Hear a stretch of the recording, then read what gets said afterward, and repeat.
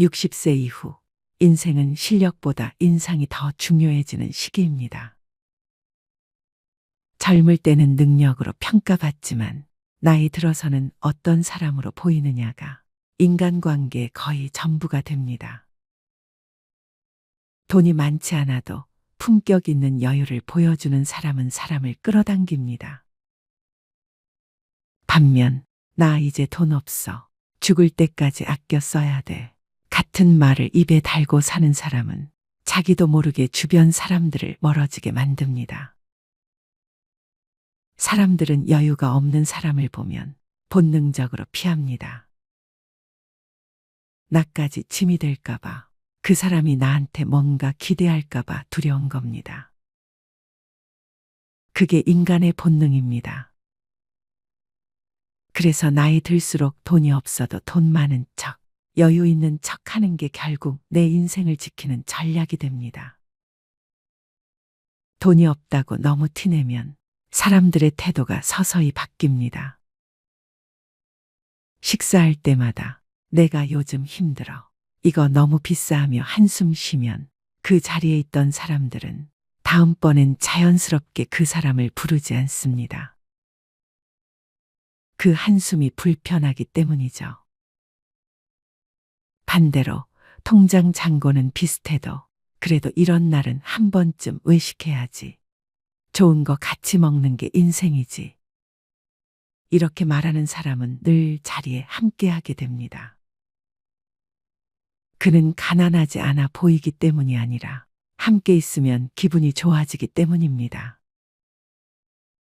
여유로운 사람 곁에는 늘 사람이 모입니다.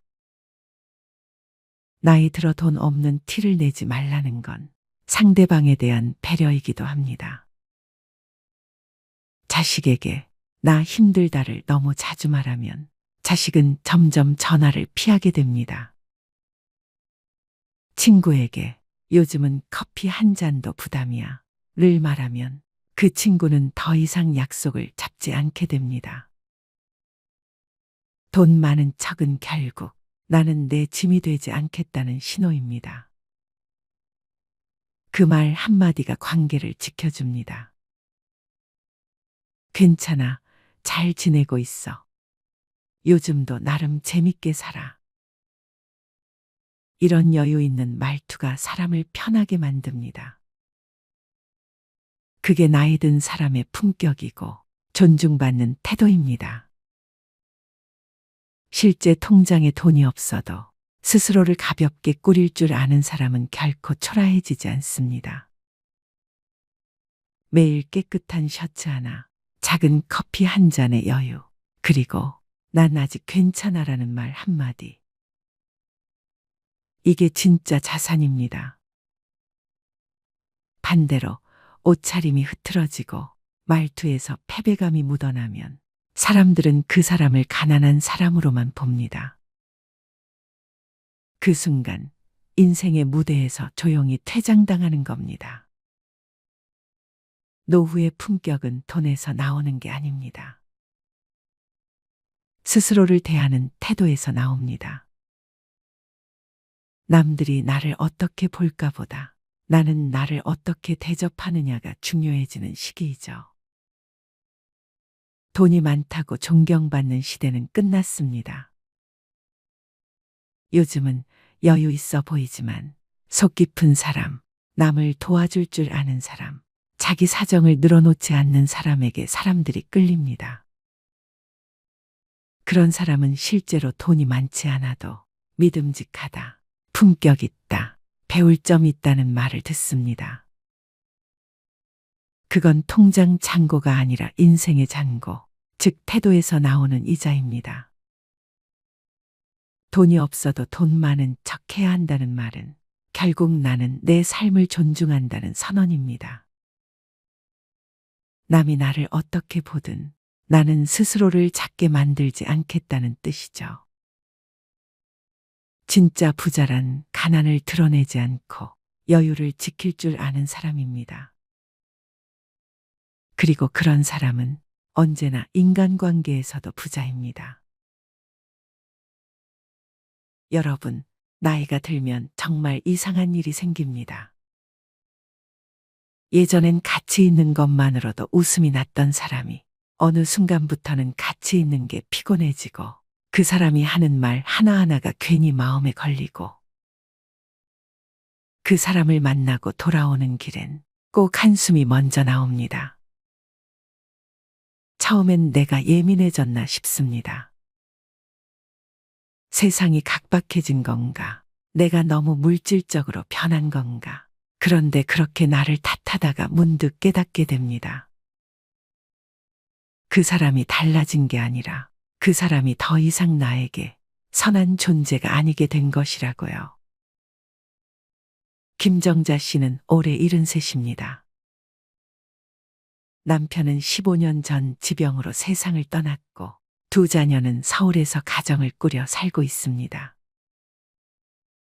한때는 동네에서 유명한 국밥집을 운영했던 사장님이었고 지금은 소소한 월세 수입과 연금으로 큰 불편 없이 살아가고 있었죠. 그녀의 삶에 갑자기 들어온 인물이 하나 있었습니다. 고등학교 단짝이었던 박영숙 씨. 같이 도시락을 까먹던 친구, 젊은 시절 신촌에서 데이트하다 들켜 서로 놀리던 추억이 있는 친구, 남편 생전에 가족끼리 명절까지 함께 보냈던 말 그대로 피보다 진한 친구였습니다.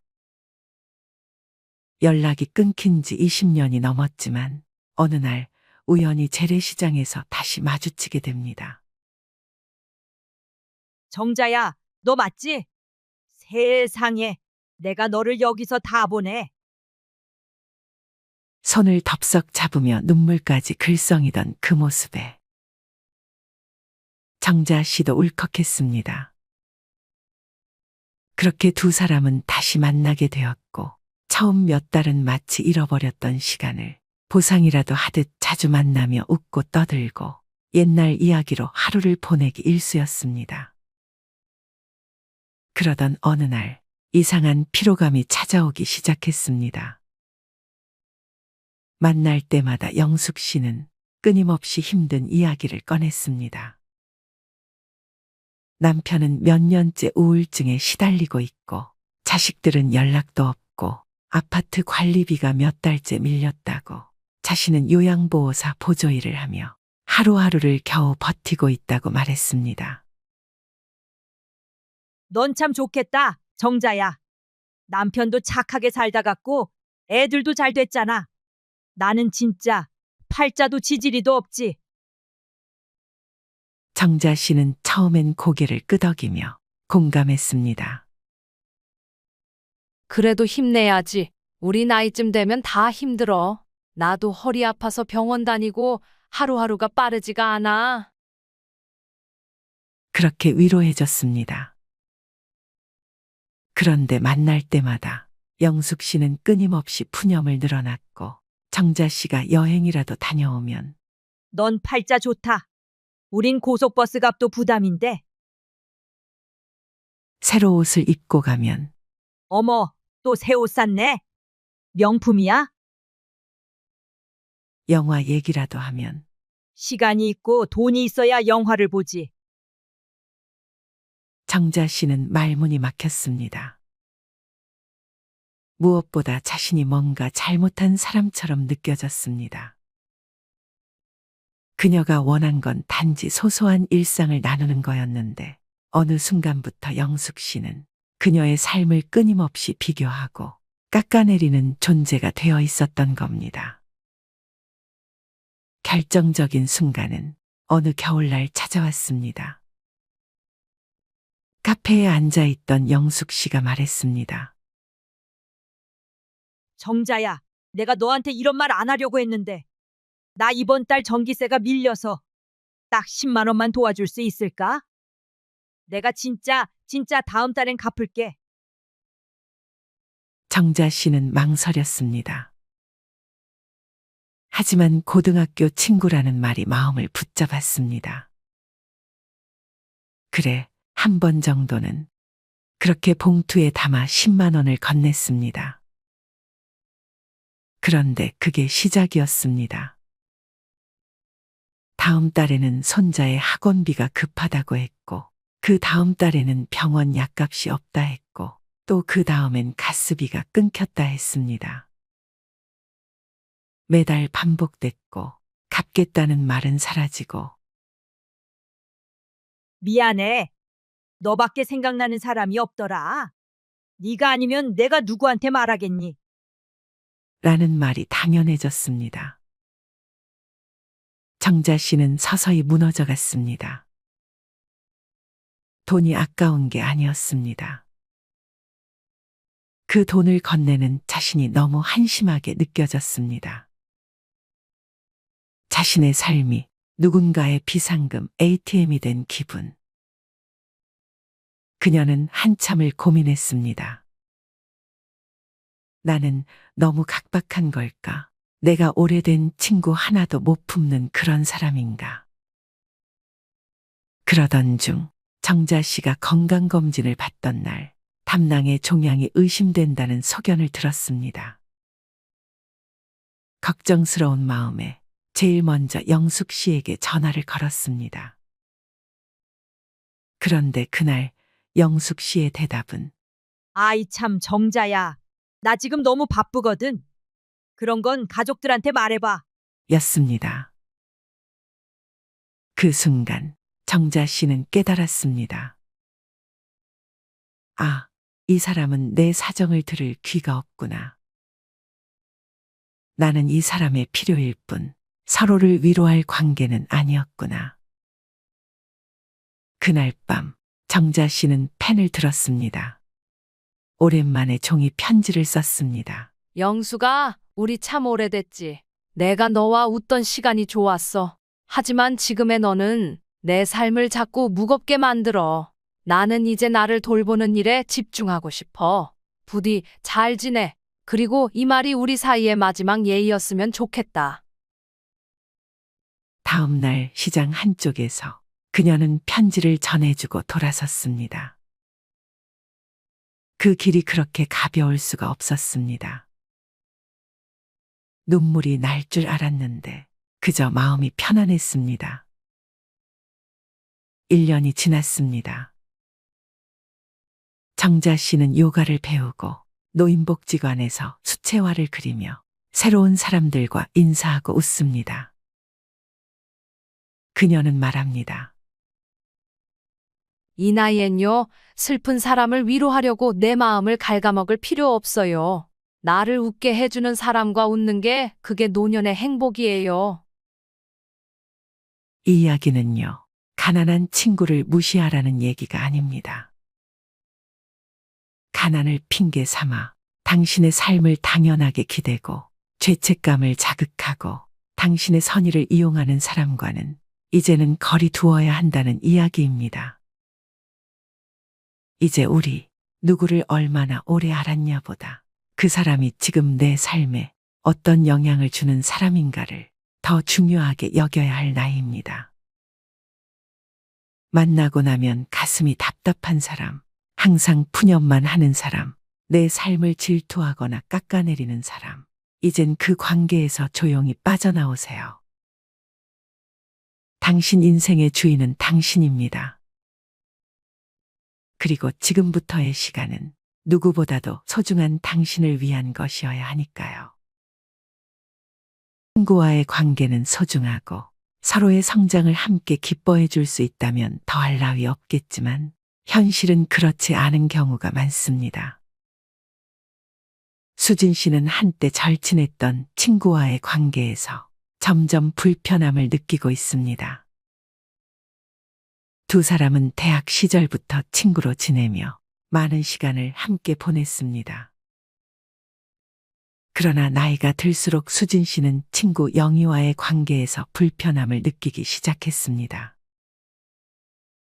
최근 수진 씨의 남편은 최근 큰 회사의 부사장으로 승진하며 직장 생활에서 큰 성과를 이루었습니다. 이 소식을 전한 날 친구의 얼굴에는 미묘한 표정이 스쳐 지나갔습니다. 그녀는 억지로 미소를 지으며 축하한다고 말했지만 그 뒤로부터 수진의 남편에 대한 작은 험담을 시작했습니다. 내 남편이 요즘 바쁘다더라. 집에는 잘 들어오냐? 라며 마치 그의 성공이 가정의 문제가 될 것이라는 식으로 말을 했습니다. 또한 수진의 딸이 명문 대학에 입학하고 아들이 대기업에 취업했을 때도 친구의 반응은 마찬가지였습니다. 수진 씨의 친구는 요즘 명문 대학이라고 다 좋은 건 아니야. 라며 수진 씨 딸의 성과를 깎아내리려 했고, 아들의 취업 소식에는 그 회사 요즘 구조조정이 심하더라. 며 부정적인 말을 던졌습니다. 수진 씨는 점점 친구의 반응에 상처를 받기 시작했습니다. 수진 씨의 아들이 결혼 소식을 전했을 때 또 다른 친구는 처음엔 겉으로 축하한다고 말했지만 뒤에서는 신부의 배경을 들추며 험담을 하기 시작했습니다. 그 신부 집안은 좀 문제가 있지 않아? 라며 없는 이야기를 만들어냈습니다. 수진 씨는 이런 친구들의 태도에 큰 실망감을 느꼈습니다. 한편 수진 씨의 건강이 악화되어 병원에 입원하게 되었을 때 친구의 병문안을 오며 오히려 신이 난 듯 보였습니다. 그녀는 수진의 건강 상태를 걱정하는 척하면서도 너도 이제 나이 들었으니 몸 조심해야지.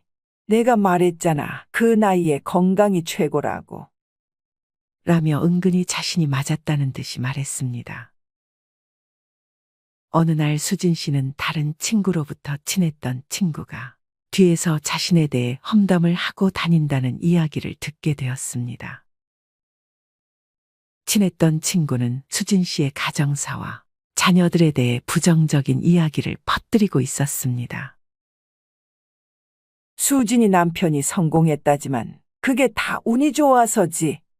라며 수진이 딸은 명문 대학 갔지만 성격이 별로더라. 라는 식의 험담이었습니다. 수진 씨는 오랜 친구와의 관계를 어떻게 정리해야 할지 고민에 빠졌습니다. 그녀는 오랜 시간 함께한 친구를 잃고 싶지 않았지만 점점 더 불편해지는 관계에서 벗어나고 싶었습니다. 수진 씨는 결국 친구에게 솔직하게 자신의 감정을 털어놓기로 결심했습니다. 수진 씨는 친구와 만난 자리에서 조심스럽게 말을 꺼냈습니다. 영희야, 우리가 오랜 친구로 지내왔는데 요즘 너와의 관계에서 많이 힘들어. 너의 말과 행동이 나에게 상처가 될 때가 많아. 친구는 처음엔 당황한 표정을 지었지만 이내 고개를 숙이며 말했습니다. 미안해, 수진아. 나도 모르게 너를 시기하고 있었나 봐. 우리 서로 솔직하게 이야기하면서 관계를 회복할 수 있을까? 수진 씨는 친구의 진심 어린 사과를 받아들이며 다시 한번 친구로서의 관계를 회복하기 위해 노력하기로 했습니다. 그러나 예전과 같은 친밀함을 완전히 회복하기까지는 시간이 필요했습니다. 수진 씨는 이제 친구와의 관계에서 자신을 지키며 더 건강한 우정을 만들어 가기로 결심했습니다. 그러나 수진 씨는 이번 일을 계기로 결국 중요한 깨달음을 얻었습니다.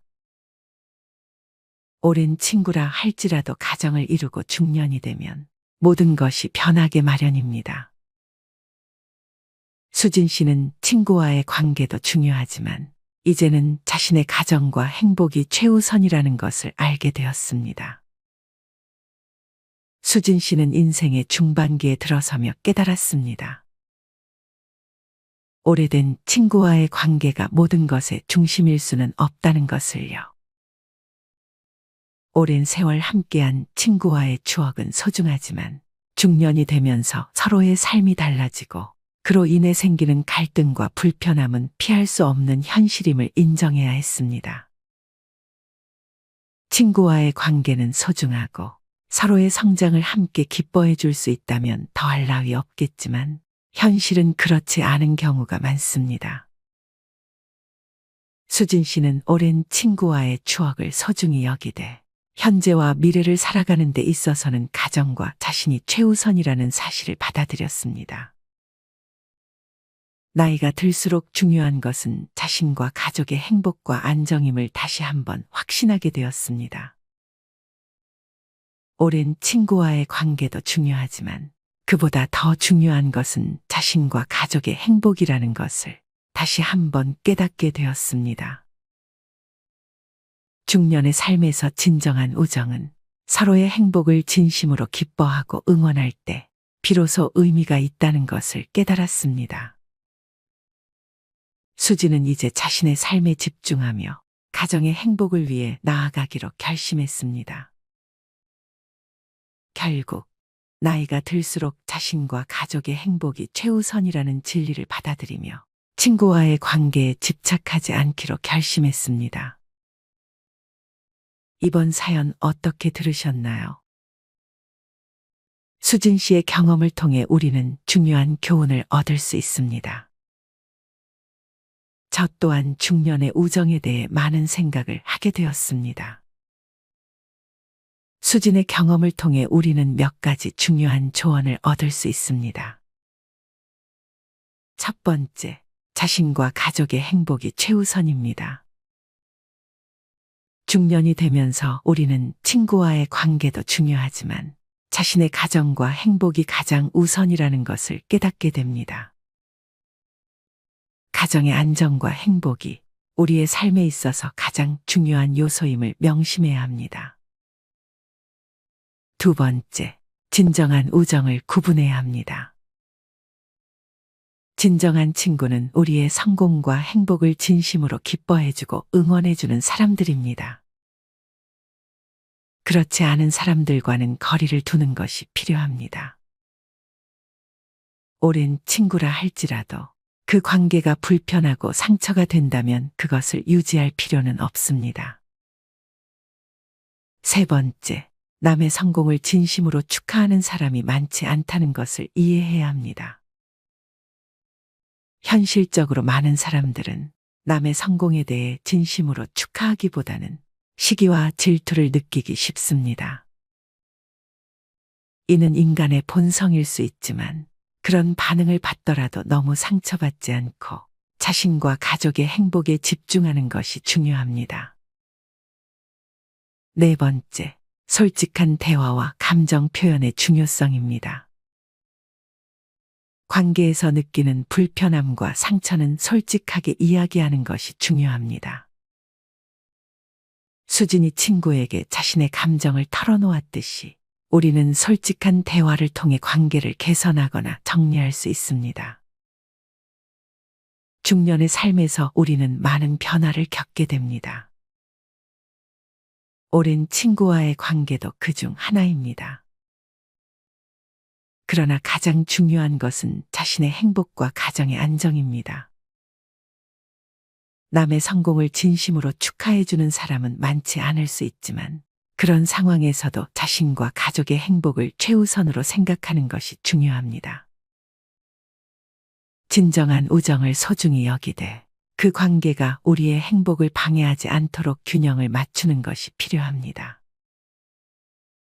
마지막으로 남의 성공을 축하할 줄 아는 사람이 되기를 노력하며 그런 사람들과의 관계를 소중히 여기는 것이 우리 삶을 더욱 풍요롭게 만들어줄 것입니다.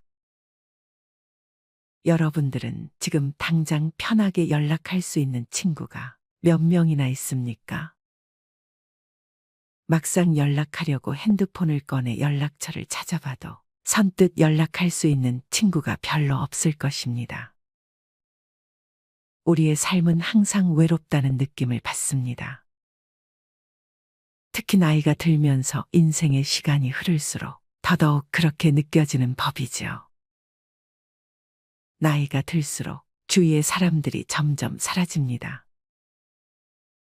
왕년에는 매일 같이 친구와 만나서 술 한 잔 기울이며 허심탄회하게 얘기하며 지냈는데 지금은 연락할 친구가 없어 외로운 적 많았을 겁니다.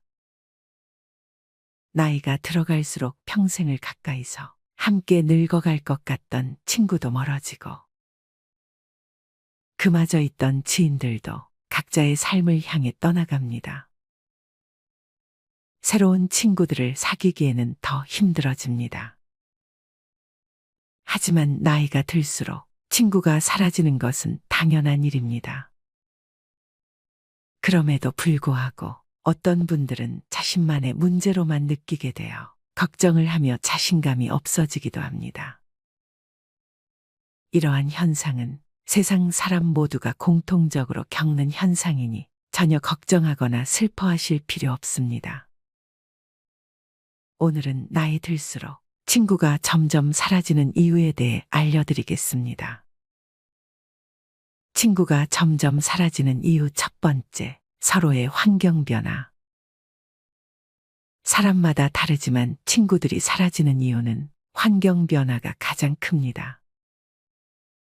어렸을 때는 한 동네 한 골목에서 공을 차거나 고무줄 놀이를 하면서 자랐지만 세월이 흐른 만큼 사는 환경이 너무도 달라졌습니다.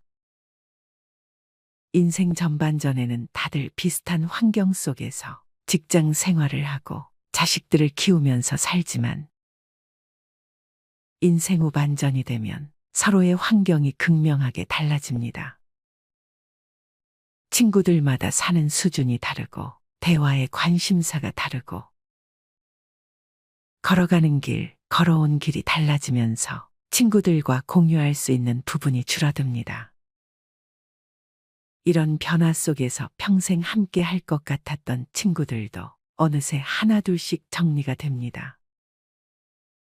또한 직장 생활을 하면서 알게 된 인연도 은퇴 후 나이가 들게 되면 일 때문에 사람을 만나야 할 이유가 사라지고 관심사나 취미도 줄어들게 됩니다.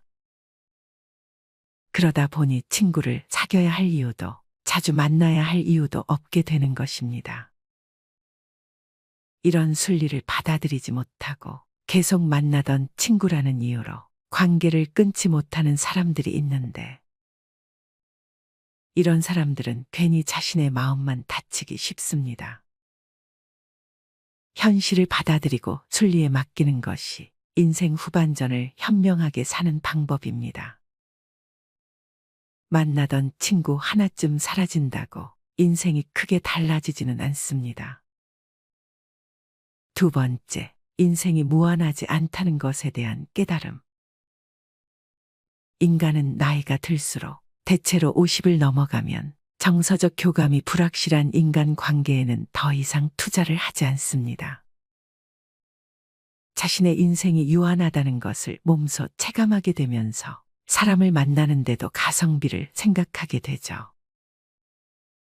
이러한 이유를 심리학적으로 설명하자면 사회 정서적 선택 이론 때문이라고 말합니다. 나이가 들수록 사회적 관심은 줄어들지 않지만 의욕이 떨어지고 사회 활동은 위축됩니다. 어릴 때는 친구가 많으면 많을수록 즐겁고 재밌었지만 나이가 들다 보면 친구가 꼭 많을수록 내 삶이 행복해지는 건 아니구나를 깨닫게 됩니다. 매일 같이 어울려 다닐 체력도 가지고 있지 않아 친구가 많은 것이 오히려 부담이 되기도 합니다. 위와 말씀드린 두 가지 이유뿐만이 아니더라도 나이가 들수록 친구는 자연스레 사라지게 됩니다. 왕년에 친구가 많았는데 나이 들어 연락할 친구를 찾아보니 누구에게 연락을 해야 할지 모르시겠죠. 하지만 친구가 적어진다고 해서 외롭다든지 소외감이 들어 우울해하지 않으셔도 됩니다. 당연한 이치로 받아들이세요. 나이가 들면 들수록 친구가 적어지는 건 당연합니다. 그렇게 당연한 것으로 받아들이면 친구가 하나 둘 사라져도 신경 쓸 일이 적어집니다. 자연스럽게 나에게 신경을 더 쓰게 되고 나의 내면을 들여다볼 수 있는 시간이 많아지게 되니 긍정적으로 생각하세요. 독일의 철학자는 인간은 혼자 있을 때 가장 행복하다고 말했습니다. 진정한 행복은 우리의 내면에서 오며 우리의 행복을 위해 외부 요인에 의존해서는 안 됩니다. 나이 50이 넘어가면 혼자 있는 시간이 더 많아지고 혼자 있고 싶어 하는 사람들이 정말 많습니다. 이건 정말 정상적인 일입니다. 사람은 자유로움 속에 성장할 수 있는 삶을 위해 혼자만의 시간이 필요합니다. 잘 살고 행복하기 위해 혼자만의 시간을 즐겨야 합니다. 어수선한 집단에서 벗어나 혼자서 조용하게 자신의 내면을 깊게 들여다보며 사유하고 자신을 돌아볼 수 있는 시간적 여유를 갖게 되면 삶이 균형을 이뤄 행복감이 몰려올 것입니다. 혼자라는 것은 내면의 또 다른 나 자신과 대화하고 내 몸과 마음을 다른 각도에서 바라보는 시간입니다. 우리가 혼자 있는 시간을 외롭고 고독하게 느끼는 이유는 지금 소속된 집단, 즉 사회나 가족, 친구를 잃을 수 있다는 두려움 때문입니다. 우리는 소속 의존증이라는 본성을 지니고 있기 때문에 돈이나 물건을 잃는 것보다 소속에서 버려지는 것을 더 두려워합니다. 결국 소속 의존증을 극복하고 혼자 있는 시간을 즐길 수 있게 되면 인간관계에서 오는 스트레스에서 벗어나 밝고 상쾌한 나 자신을 만날 수 있습니다. 인생 후반전에는 우리 삶과 우선순위를 반성하는 시기이며 생각을 정리하는 시간이 필요합니다.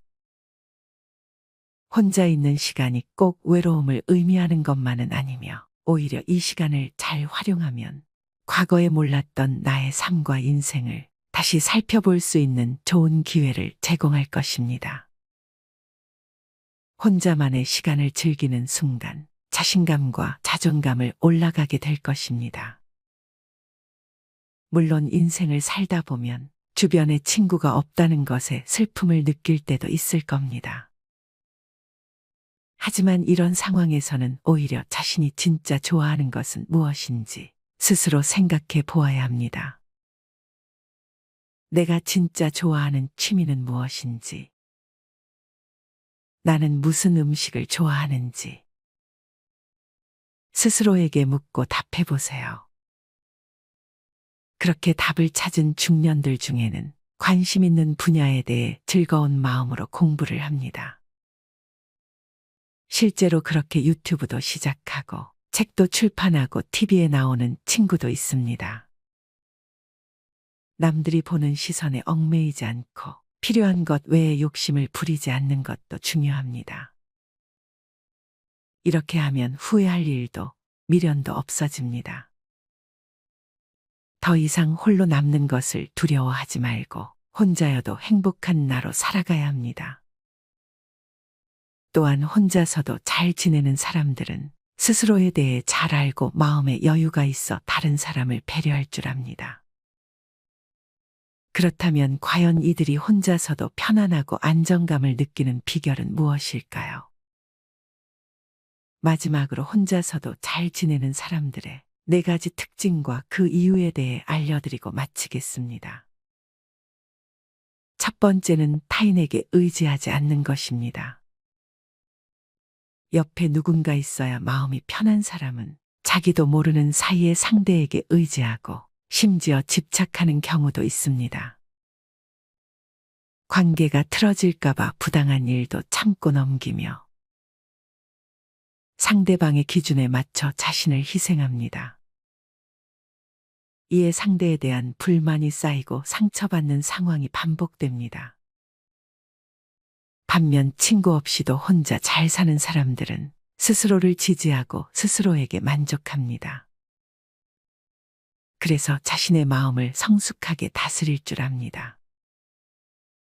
자기 기준이 명확하고 상대가 선을 넘는 경우에도 굳이 참고 희생하지 않습니다. 어떤 문제가 생겨도 스스로 해결할 힘을 갖고 있기 때문에 아쉬울 것이 없습니다. 스스로 이겨내고 해결책을 찾다 보면 생각보다 별것 아니었다는 것을 알게 되고 오히려 지금까지 본 적 없는 새로운 자신을 발견하는 기회가 될 것입니다. 타인에게 의지하는 것은 스스로의 자유를 박탈하는 것과 같습니다. 나의 모든 순간, 모든 감정, 모든 모습을 온전히 알고 있는 건 바로 나입니다. 누구에게 보여주기 위해서가 아닌 나를 위해 여러분도 자기 자신과 친구가 되어 보시기 바랍니다. 두 번째는 자신의 내면을 채우는 활동을 합니다. 혼자 있는 시간을 우울감에 사로잡혀 쓸쓸하게 보내지 않고 독서나 명상 혹은 자기가 좋아하는 취미 활동을 하며 자신의 내면을 채우는 활동을 합니다. 그 이유는 시간을 발전적이고 생산적인 활동으로 채우기 때문입니다. 혼자 있는 것이 외롭다고 느껴서 잘 맞지 않는 사람의 기준에 맞춰가며 지내다 보면 시간이 지날수록 상처만 남게 됩니다. 이유 모를 외로움, 자존감과 자신감 하락 등 부정적인 생각은 외부의 자극에 의해 우리 삶에 지속적으로 떠올랐다 사라집니다. 하지만 혼자만의 시간에는 나를 좀먹는 생각으로부터 자신을 보호할 수 있습니다. 같은 세월을 살아도 시간을 활용하는 사람과 끌려다니는 사람의 차이는 나이가 들수록 확연한 차이로 나타납니다. 친구가 없는 사람의 이미지를 떠올려 보면 쓸쓸하고 영혼 없는 처량한 모습을 떠올리지만 실제로는 그 시간을 활용하는 사람들이 오히려 활력이 넘치고 인생을 즐기며 살아갑니다. 하고 싶지만 시간이 없어 미뤄오던 일들을 오늘부터 시작하고 나의 가치관과 취향을 발전시키고 시간의 농도를 깊이 있게 활용해 보시기 바랍니다. 세 번째는 새로운 도전을 두려워하지 않는 것입니다. 친구 없이 잘 사는 사람들의 대다수가 공통적으로 가지고 있는 특징은 자기만의 취미나 새로운 활동에 도전하고 이루고 싶은 꿈이나 목표를 실행으로 옮긴다는 것입니다. 항상 사람들 속에 섞여 살아가다 보면 새로운 일이나 취미를 시작하기 전에 사람들에게 그 일이 괜찮은지 물어보고 주변으로부터 확신을 얻으려고 합니다. 그러나 주변 사람들은 그 일을 직접 해본 사람이 아닐 뿐더러 그런 사람의 조언을 참고하는 것은 실제로 그 일을 할 때는 별 다른 도움이 되지 않을 때가 많습니다. 반면 친구 없이 혼자 잘 사는 사람은 하고 싶은 일을 혼자 있는 시간에 주변의 시선을 신경 쓰지 않고 실행에 옮기며 차근차근 이루어 나갑니다.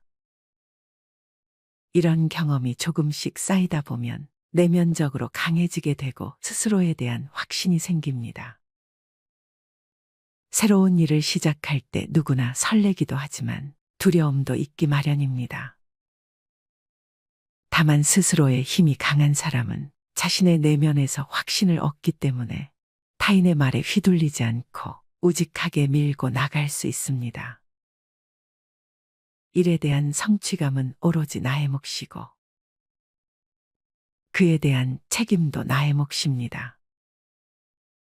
누군가 나를 진심으로 위하고 있는지 고민하기보다 항상 스스로를 진심으로 위하고 있는 자신을 믿어보시기 바랍니다. 네 번째는 모두에게 사랑받을 필요가 없다는 걸 알고 있습니다. 혼자서도 잘 지내는 사람은 타인의 평가에 민감하게 반응하지 않습니다. 타인의 평가가 맞는 말이라면 겸허히 받아들입니다. 이유 없이 자신을 비난하는 말이라면 신경 쓰지 않고 넘길 줄 압니다. 사람은 아무런 이유도 없이 누군가를 싫어하기도 하지만 아무런 이유도 없이 누군가를 좋아하기도 합니다. 사람들은 나를 모르고 싫어하는 것처럼 나의 진짜를 모르고 좋아하는 것도 있습니다. 퉁쳐 사람은 누구나 완벽하지 않습니다. 좋은 점이 있으면 나쁜 점도 있습니다.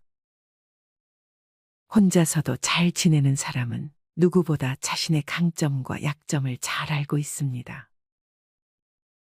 스스로를 잘 알고 있기 때문에 타인의 평가에 휘둘리거나 자신을 잃으면서까지 남에게 맞춰주지 않습니다. 자신에게 해를 끼치는 관계는 과감히 끊을 줄 압니다. 내가 하는 일이나 취미 활동 등을 통해 만나게 되는 사람들과 자연스럽게 소통하고 자기만의 시간과 대인관계의 균형을 이루며 새로운 인연의 문을 열어두는 것입니다.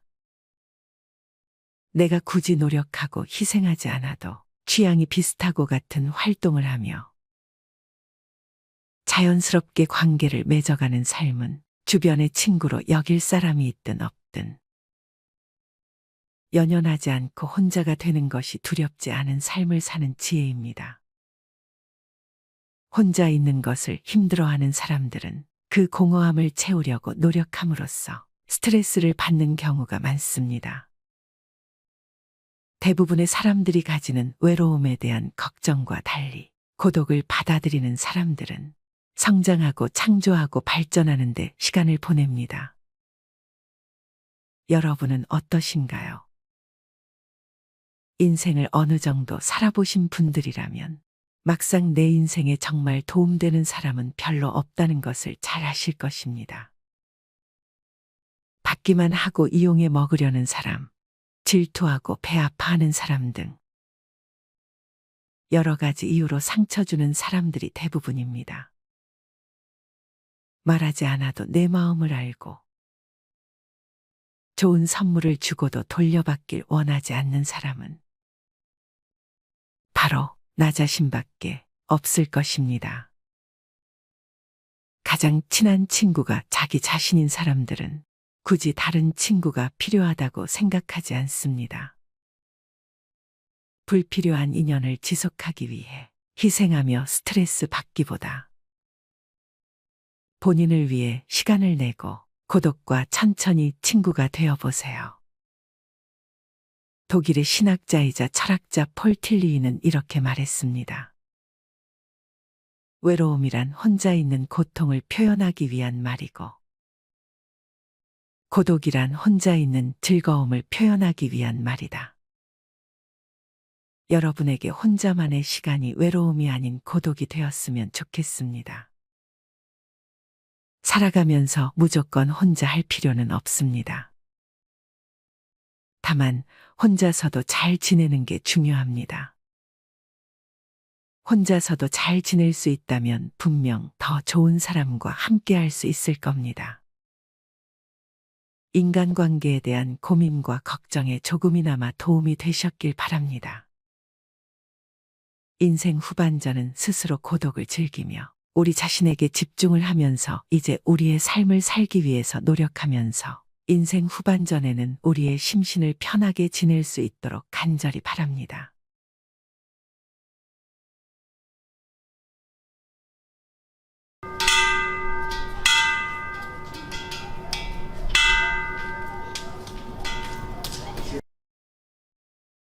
(60대) 후반의 한 남성이 있습니다. 평생 대기업에서 묵묵히 일하며 가족을 위해서라면 한 푼도 아끼지 않았던 사람. 퇴직 후엔 작은 편의점을 운영하며 손자 용돈까지 챙겨줄 만큼 여전히 가족을 먼저 생각했습니다. 아내가 세상을 떠난 지 3년, 외로움이 깊어지던 어느 날 큰아들이 말했죠. 아버지, 이번 생신은 우리 가족 모두 같이 여행 가요. 효도 여행 한번 해야죠. 그 한마디에 남성의 얼굴엔 오랜만에 미소가 번졌습니다. 그래, 이제 나도 누군가에게 챙김받을 때가 됐나 보다. 그는 그날 밤 새벽까지 여행지를 검색하며 설레는 마음으로 잠을 이루지 못했습니다. 하지만 막상 여행 준비가 시작되자 상황은 조금 이상했습니다. 큰아들은 항공권을 고르며 말했습니다. 아버지, 이 코스는 어때요? 숙소까지 전부 패키지로 하면 편하대요. 그런데 결제 단계에서 잠시 멈칫하던 큰아들이 말했죠. 아, 근데 이번 달에 좀 빠듯하네. 아버지가 먼저 결제하시고 나중에 정산 드릴게요. 둘째도 웃으며 거들었습니다. 아버지, 효도 여행인데 뭐 우리가 내겠어요. 결국 여행 경비 전부, 숙소와 식사, 심지어 손자들 간식비까지 모두 아버지가 부담했습니다. 하지만 그는 불평하지 않았습니다. 그래, 다 같이 웃는 얼굴 보면 그걸로 된 거지. 도착한 곳은 무더운 동남아의 한 휴양지였습니다. 체감 온도 40도. 무릎 수술 후 아직 다리를 절던 아버지에게 햇빛은 유난히도 가혹했습니다. 한참을 걷다 힘이 들어 벤치에 앉았더니 큰아들이 말했습니다. 아버지, 왜 또 멈춰요? 뒤에 사람 많아요. 그 말에 아버지는 그저 말없이 고개를 끄덕였습니다. 그래, 내가 늙었지. 괜히 민폐 끼치면 안 되지. 다음 날 아버지는 현지 음식이 입에 맞지 않아 김치 좀 있으면 좋겠다며 혼잣말처럼 내뱉었습니다. 그러자 큰며느리가 작은 웃음을 지으며 말했죠.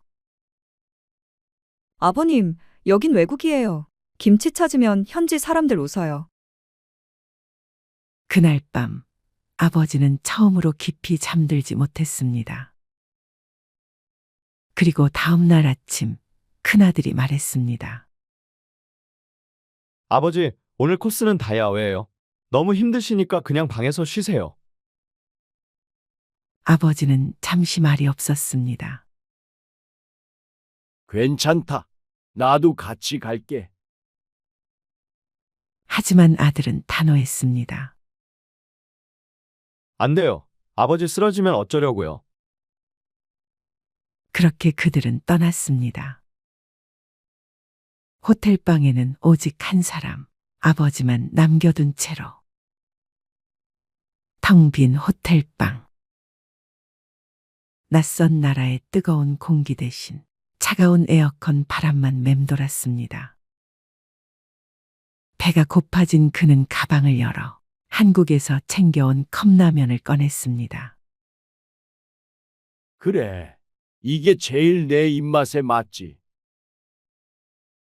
작은 주전자로 물을 끓이고 창밖의 하얀 햇빛을 바라보며 라면을 먹었습니다. 김이 피어오르는 그 순간 눈가가 뜨거워졌습니다.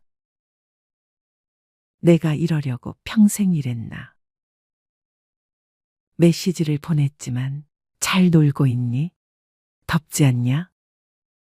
읽음 표시조차 뜨지 않았습니다. 그는 조용히 미소를 지었습니다. 그래, 애들도 바쁘겠지. 내가 너무 기대한 걸까? 답답한 마음에 밖으로 나갔습니다. 로비로 향하려는 순간, 아이고, 그는 카드키를 방에 두고 나온 걸 깨달았습니다. 직원에게 말을 걸었지만 말이 통하지 않았습니다. 영어가 서툴렀던 그는 손짓 발짓으로 설명했지만 결국 방으로 들어가지 못했습니다. 그렇게 오후 내내 로비의 소파에 앉아 있었습니다. 손에는 이미 식은 커피 한 잔, 눈은 유리창 너머로 웃으며 지나가는 가족들을 따라갔습니다. 그날 저녁 가족들이 돌아왔습니다. 아버지, 왜 여기 계세요? 연락 안 받았어요? 그는 잠시 침묵하다 말했습니다. 그래, 내가 잘못했지. 방에 카드키를 두고 나왔는데 연락이 안 돼서. 아무도 사과하지 않았습니다. 여행이 끝나고 한국에 돌아온 후 아버지는 편의점으로 돌아가 일상을 이어갔습니다. 그런데 얼마 후 함께 일하던 둘째 며느리가 말했습니다. 아버님, 오늘은 아이가 열이 나서 1시간만 일찍 퇴근할게요. 그는 조용히 대답했습니다. 그럼 시급은 그만큼 빼고 가거라. 며느리는 언성이 높아졌습니다. 아버님, 가족끼리 그러세요. 그는 웃었습니다. 가족이라 그 말 이번 여행 이후로는 안 믿게 됐다. 그날 밤 그는 서류함에서 오래된 문서를 꺼냈습니다. 유언장 초안. 재산은 기부로. 펜 끝이 떨렸지만 마음은 이상하리만큼 차분했습니다. 그는 이제 깨달았습니다. 효도는 부모가 돈을 내는 여행이 아니라 함께 걷고 함께 밥을 먹고 함께 웃는 마음이었습니다. 자식들이 효도 여행이라 부르던 그 여정은 사실 아버지의 헌신의 연장선이었을 뿐이었습니다. 그는 편의점 문을 닫으며 중얼거렸습니다. 이제야 알겠다. 진짜 여행은 혼자라도 즐겁게 사는 거였구나. 창밖엔 여름비가 내렸습니다. 그는 라면을 하나 끓였고 이번엔 외롭지 않았습니다. 그래, 이 맛이지. 그는 조용히 웃으며 따뜻한 국물을 들이켰습니다. 이 사연은 효도 여행을 가장한 고려장의 현실을 보여줍니다. 부모의 희생 위에 세워진 여행은 결코 효도가 아닙니다. 진짜 효도는 돈이 아니라 함께 머무는 시간이니까요. 여러분은 혹시 자녀들과 함께 여행을 떠난 적 있으신가요? 아이들이 다 성장하고 나면 이젠 가족끼리 해외 한번 가자는 이야기가 자연스럽게 나옵니다. 좋은 추억을 만들 수 있을 거라는 기대도 있고 평소 하지 못한 이야기를 나눠보자는 의미도 담겨 있죠. 그런데 막상 여행을 다녀오고 나면 다신 안 간다는 말이 절로 나오는 경우도 많습니다. 여행이라는 것이 기대만큼 현실이 따라주지 않을 때 오히려 실망이 더 크게 다가오곤 합니다. 자녀들과의 여행도 마찬가지입니다. 서로의 속도와 관심사가 다르고 쉬고 싶은 타이밍도 어긋나기 때문입니다. 자녀들 입장에서도 왜 자꾸 힘들다고 하시는지 모르겠다. 같이 간 건데 대화도 없이 각자 논 기분이라는 이야기를 하곤 하죠. 세대 차이, 여행에 대한 생각의 차이, 그리고 체력 차이까지. 모든 것이 다르게 맞물릴 때 함께 간다는 사실이 오히려 더 불편해지는 순간이 생깁니다. 오늘 이야기의 주인공은 74세 유선희 씨입니다. 경기 안산에서 평생 반찬 가게를 운영해온 그녀는 작년에 완전히 일을 접고 조용한 노후를 준비하고 있었습니다. 늘 언젠가는 하고 미뤄둔 여행. 그 기회가 자식의 전화 한 통으로 찾아왔습니다. 엄마, 이번에 저희가 동유럽 가는데요. 엄마도 같이 가요. 엄마도 해외 좀 다녀오셔야죠. 놀랍고 반가운 말이었습니다. 늘 바빠서 연락도 뜸하던 아들이 먼저 이런 제안을 하다니. 선희 씨는 내심 설레는 마음으로 고개를 끄덕였습니다. 그래, 이제 나도 한 번쯤은 해외란 데를 나가봐야지. 하지만 막상 출발을 앞두고 받은 일정표는 생각보다 숨가빴습니다. 아침 7시에 조식을 먹고 바로 나가 관광지 5곳을 도는 계획. 점심은 이동 중 간단히 해결하고 저녁에는 또 새로운 도시로 이동. 선희 씨는 살짝 염려되어 물었습니다. 이렇게 계속 걸어 다녀도 괜찮을까? 나야 체력이 예전 같지 않아서 말이지. 아들은 말했습니다. 엄마, 요즘 칠순 넘으신 분들도 배낭 하나 메고 세계 일주 하신다니까요. 엄마도 충분히 하실 수 있어요. 며느리는 밝은 목소리로 덧붙였습니다. 어머님, 중간에 쉴 수 있는 카페나 공원도 많이 있어요. 걱정 마세요. 고마운 말이었지만 준비는 온전히 자식들의 몫이었고 선희 씨는 단지 그 안에 초대된 손님처럼 느껴졌습니다. 출국 날 공항에서 만난 아들과 며느리는 커플룩을 입고 손에 여행용 카메라를 들고 있었습니다. 선희 씨가 들고 있는 건 오래된 회색 캐리어 하나뿐이었습니다. 수속을 마치고 탑승 게이트로 가는 길, 아들이 이렇게 말했습니다. 엄마 자리는 저희랑 좀 떨어졌어요. 창가 좌석이 없어서요. 도착하면 바로 만나면 되니까요. 비행기를 타는 순간부터 선희 씨는 혼자라는 기분을 떨칠 수 없었습니다. 둘은 이어폰을 나눠 끼고 영화를 보며 웃었고 그녀는 복도 쪽 좌석에서 조용히 책을 읽었습니다. 그 책장을 넘기면서 그녀는 문득 이런 생각을 했습니다. 여행이란 같이 움직인다고 해서 함께하는 건 아니구나. 도착한 도시의 거리는 아름다웠지만 그녀에겐 낯설고 복잡했습니다. 언어도 사람도 음식도 너무 빨랐습니다. 자식들은 미리 계획해둔 동선을 따라 움직이며 즐거워했지만 선희 씨는 자꾸만 두 사람을 따라가기 위해 숨을 고르며 걷기를 반복했습니다. 관광지에서는 사진을 찍느라 시간이 오래 걸렸고 선희 씨는 그 틈에 짐을 맡아 들거나 한쪽에 앉아 기다리곤 했습니다. 엄마도 찍어드릴게요. 라는 말에 손사래를 치며 괜찮다. 고 말했지만 마음 한켠은 허전했습니다. 사진첩엔 자식들만 가득했고 그녀는 카메라 너머의 사람으로 남았습니다. 그러던 어느 날 저녁, 식당에서 식사가 끝나자 며느리가 말했습니다. 이번 건 어머님이 계산해 주실 수 있죠? 오늘은 어머님이 주인공이신 날이니까요.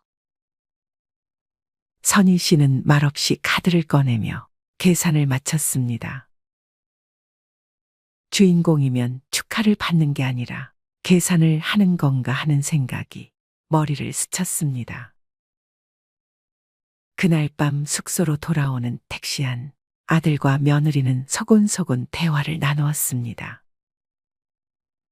다음엔 둘이 오는 게 낫겠다. 솔직히 너무 피곤해. 그래도 엄마가 처음이니까 우리가 참는 거지. 다음 여행은 진짜 우리끼리만 가자.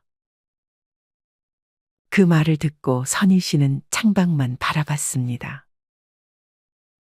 창 너머에는 야경이 펼쳐지고 있었지만 그녀의 마음은 차가워지고 있었습니다. 나는 여기에 왜 왔을까? 귀국 후 아들은 다시 여행을 제안했습니다. 엄마, 다음엔 일본으로 가요. 가까우니까 덜 힘들 거예요. 숙소는 우리가 잡을게요. 근데 숙박비는 엄마가 좀 도와주시면. 선희 씨는 잠시 말을 아끼다 이렇게 말했습니다.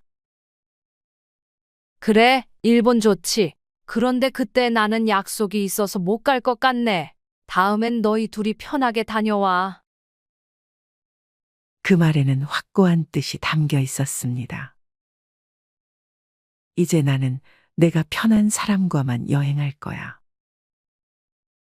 그 후 선희 씨는 동네 문화센터에서 함께 글을 쓰는 친구들과 2박 3일의 강릉 여행을 다녀왔습니다.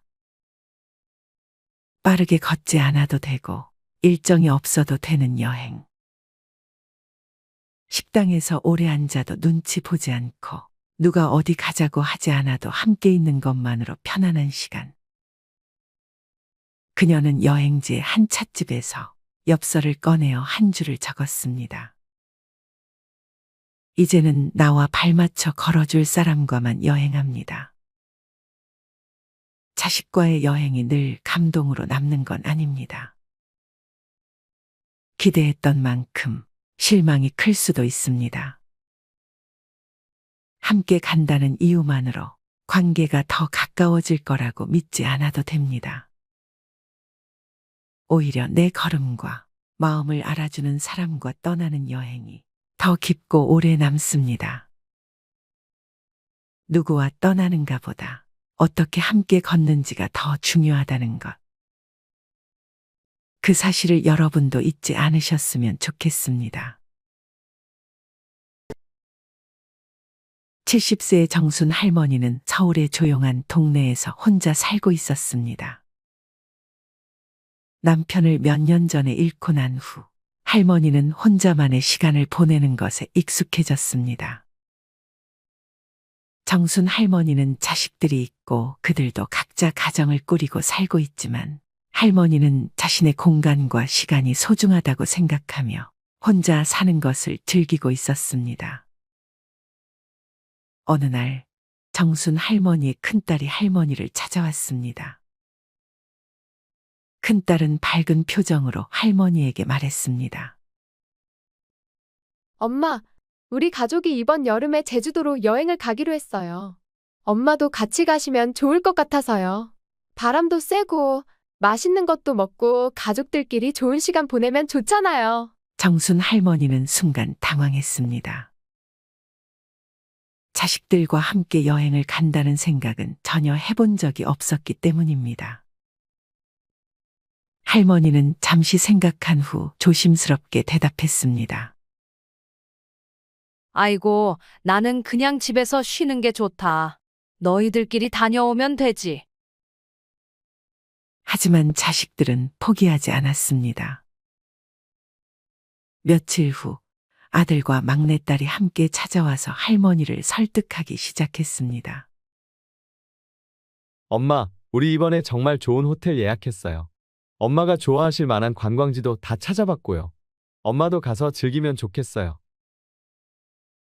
아들이 말했습니다. 막내딸도 거들었습니다. 맞아요, 엄마. 우리가 다 준비했으니까 엄마는 몸만 오시면 돼요. 엄마도 가끔은 여행도 다니고 그래야죠.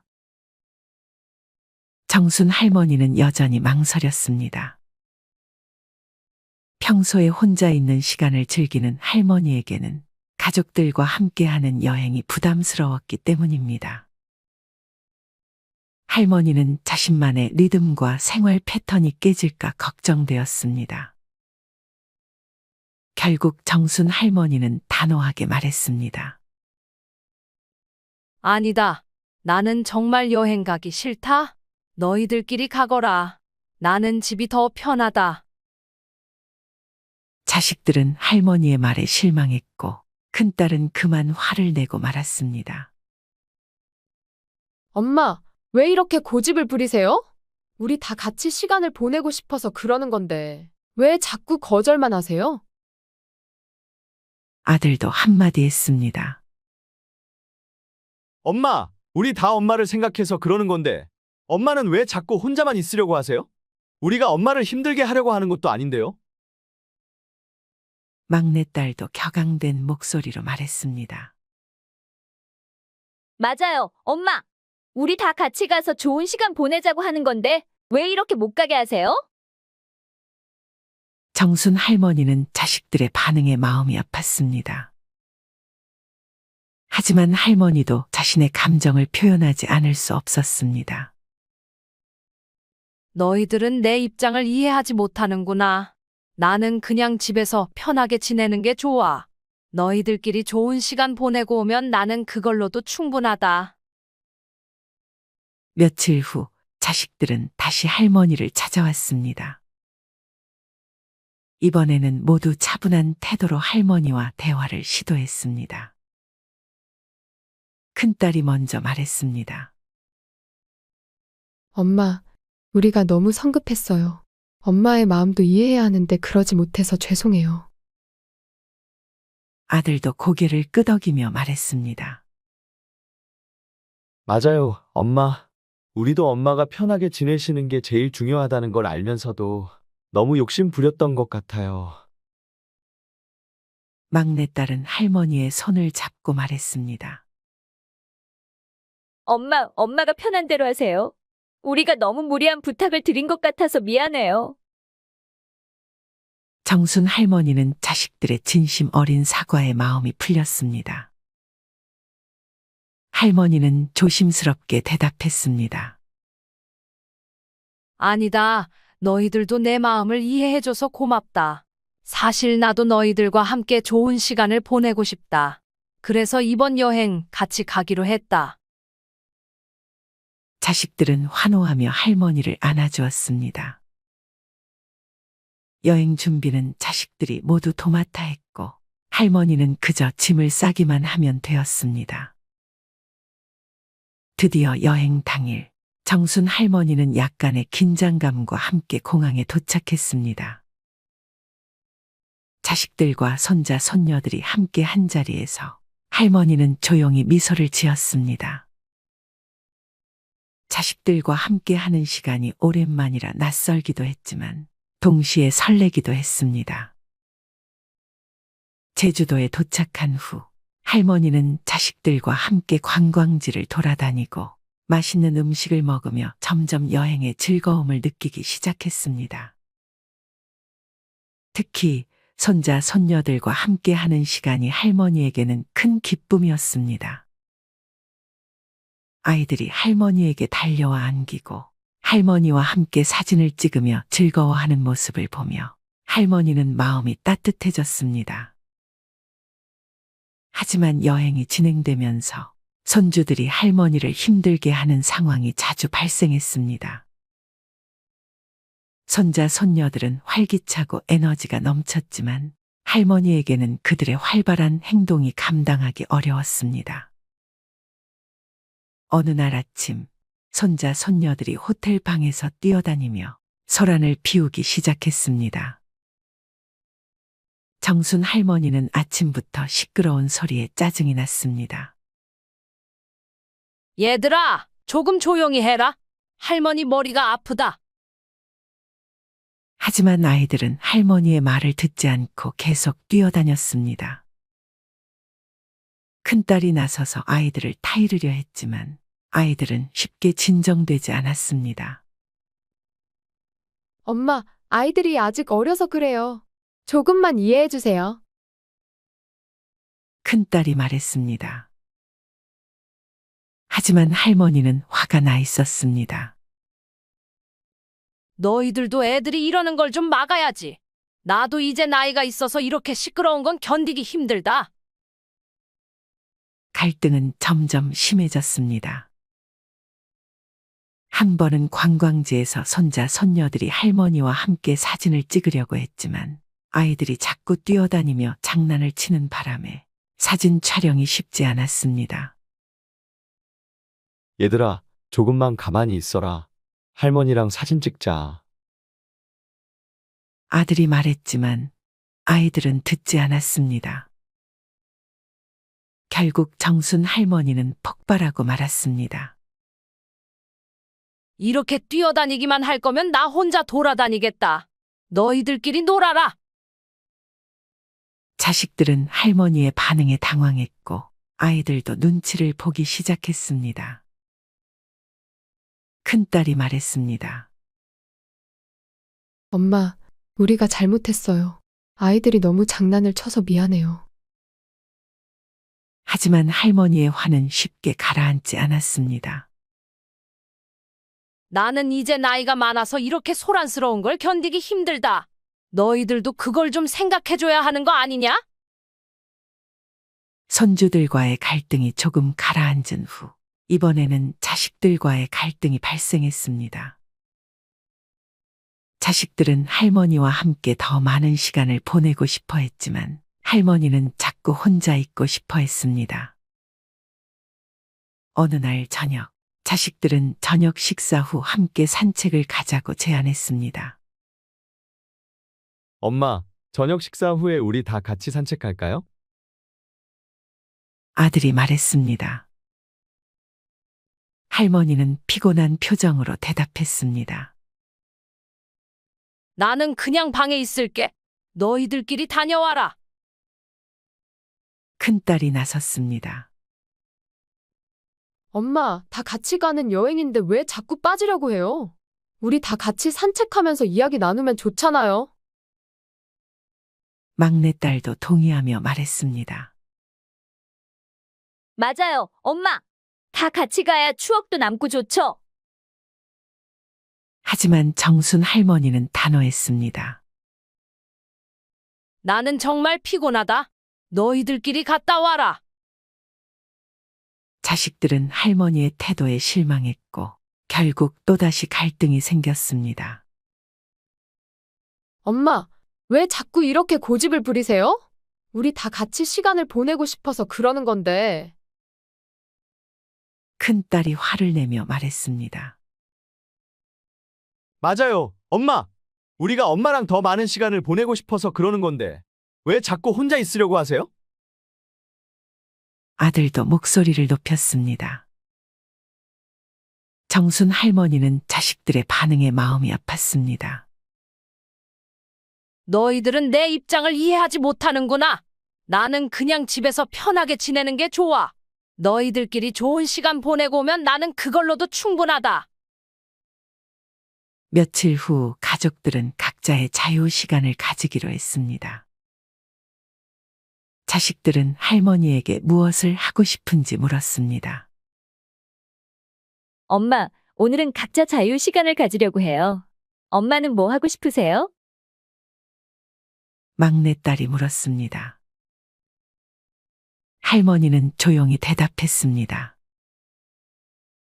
나는 그냥 방에서 쉴게. 너희들끼리 다녀와라. 하지만 자식들은 할머니가 혼자 있는 것이 마음에 걸렸습니다. 엄마, 우리 같이 해변에 가서 산책해요. 엄마도 바다 보면서 쉬면 좋을 것 같아요. 큰딸이 제안했습니다. 할머니는 피곤한 표정으로 말했습니다. 나는 그냥 방에서 쉬고 싶다. 너희들끼리 다녀와라. 자식들은 할머니의 태도에 다시 한번 실망했습니다. 엄마, 왜 자꾸 이렇게 혼자 있으려고 하세요? 우리랑 같이 시간을 보내면 좋잖아요. 아들이 말했습니다. 맞아요, 엄마. 우리 다 같이 가서 좋은 시간 보내자고 하는 건데 왜 자꾸 거절만 하세요? 막내딸도 동의했습니다. 그날 밤 가족들은 각자의 방에서 잠을 이루지 못했습니다. 할머니는 창밖을 바라보며 자식들과의 갈등에 대해 생각했습니다. 자식들도 각자 방에서 할머니의 입장을 이해하려고 노력했습니다. 다음 날 아침, 자식들은 할머니에게 다가가 사과하기로 결심했습니다.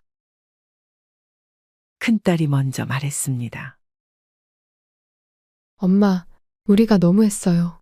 엄마의 마음을 이해하지 못하고 우리만 생각했던 것 같아요. 정말 미안해요. 아들도 조용히 말했습니다. 맞아요, 엄마. 우리가 너무 욕심 부렸던 것 같아요. 엄마가 편하게 지내실 수 있도록 배려하지 못했어요. 정말 죄송해요. 막내딸도 할머니의 손을 잡고 눈물을 흘리며 말했습니다. 엄마, 정말 미안해요. 엄마가 우리와 함께 있어서 정말 행복해요. 정순 할머니는 자식들의 진심 어린 사과에 마음이 풀렸습니다. 할머니는 눈시울이 붉어지며 말했습니다. 나도 미안하다. 나도 너희들과 함께 하고 싶은 마음은 같은데 내가 너무 내 고집만 부렸던 것 같다. 우리 서로 이해하고 더 많은 시간을 함께 보내자꾸나. 그 후 가족들은 서로의 마음을 더 잘 이해하게 되었습니다. 할머니는 자식들과 함께 남은 일정을 소화하며 제주도의 아름다움을 만끽했습니다. 자식들은 할머니가 편안하게 지낼 수 있도록 배려하며 여행을 즐겼습니다. 가족들은 함께 웃고 이야기하고 새로운 추억을 만들어 갔습니다. 여행이 끝날 즈음 정순 할머니는 자식들에게 감사의 인사를 전했습니다. 너희들 덕분에 정말 좋은 시간을 보냈다. 처음엔 망설였지만 와보길 정말 잘했구나. 자식들은 그런 할머니의 말을 듣고 기뻐하며 앞으로도 함께 많은 시간을 보내자고 다짐했습니다. 할머니는 이제 더 이상 자식들과의 여행을 두려워하지 않았습니다. 오히려 함께 하는 시간이 얼마나 소중한지 깨닫게 된 것입니다. 그리하여 정순 할머니는 자식들과의 추억을 가슴에 간직하며 다시 일상으로 돌아갔습니다. 혼자만의 시간도 소중하지만 가족과 함께 하는 시간도 그만큼 소중하다는 것을 깨달은 할머니는 앞으로도 자식들과 더 많은 추억을 쌓아가기로 마음먹었습니다. 자식들과 함께하는 시간이 왜 이렇게 소중한지 생각해보면 참 많은 이유가 떠오릅니다. 자식들이 어릴 때 함께 보낸 그 시간들이 얼마나 중요한지 모릅니다. 저도 시간이 지나고 나서야 깨달은 부분이 많았어요. 자식들이 어른이 되어 결혼을 하고 나면 우리 가족의 풍경도 많이 달라집니다. 이 새로운 단계에서 부모와 자식 간의 시간은 그 어느 때보다도 소중하게 느껴집니다. 자식들이 결혼을 하고 자신의 가정을 꾸리면 부모와 자식 간의 관계도 성숙한 어른 간의 관계로 발전하게 됩니다. 이제는 부모로서 조언을 해주기도 하지만 동시에 친구처럼 서로의 생각과 감정을 나눌 수 있는 관계가 되죠. 이 새로운 관계는 부모에게도 큰 기쁨을 줍니다. 성인이 된 자식들과의 대화는 어릴 적과는 다르게 깊이 있는 이야기를 나눌 수 있습니다. 인생의 경험, 사회적인 이슈, 서로의 꿈과 계획 등에 대해 이야기하면서 서로에게 많은 것을 배우게 됩니다. 이러한 대화는 부모와 자식 간의 이해와 존중을 더욱 깊게 해줍니다. 자식들이 결혼을 하면 가족이 확장됩니다. 새로운 가족 구성원인 배우자와 손주들이 생기죠. 이들과 함께 시간을 보내는 것은 부모에게 큰 즐거움입니다. 새로운 가족과 함께하며 더욱 풍부한 가정의 이야기를 만들어가는 과정은 매우 행복한 일입니다. 명절이나 기념일에 가족이 모두 모여 함께 시간을 보내는 것은 정말 소중한 순간들입니다. 함께 식사하고 이야기를 나누며 웃음을 나누는 시간은 가족 간의 유대감을 강하게 만들어줍니다. 이런 특별한 순간들은 오랫동안 기억에 남으며 가족 간의 사랑을 확인하는 기회가 됩니다. 부모로서 자식들이 성인이 되었을 때 인생의 지혜와 경험을 나누는 것은 큰 의미가 있습니다. 자식들이 결혼 생활이나 직장 생활에서 겪는 어려움에 대해 조언을 해주고 자신의 경험을 나누면서 자식들이 더욱 성숙한 어른으로 성장하는 데 도움을 줄 수 있습니다. 또한 손주들과 함께하는 시간은 부모에게 새로운 기쁨을 선사합니다. 손주들과 놀아주고 그들의 성장을 지켜보는 것은 부모로서 큰 행복입니다. 손주들에게 할머니, 할아버지로서의 사랑과 지지를 주는 것은 삶의 새로운 의미를 부여해 줍니다. 자식들과 손주들에게 가족의 역사와 전통을 전수하는 것도 중요한 일입니다. 가족만의 전통을 함께 나누고 가족의 이야기를 공유하는 시간은 자식들과 손주들이 가족의 뿌리를 이해하고 이를 이어가게 합니다. 이를 통해 가족 간의 유대감이 더욱 강화됩니다. 자식들이 성인이 되고 결혼을 해도 부모의 사랑과 지지는 변하지 않습니다. 자식들이 어떤 어려움을 겪더라도 부모가 항상 곁에 있다는 사실은 큰 위로와 힘이 됩니다. 성인이 된 자식들도 부모의 사랑과 지지를 통해 안정감과 힘을 얻을 수 있습니다. 결국 자식들이 성인이 되어 결혼하고 함께하는 시간은 부모에게 큰 의미와 기쁨을 줍니다.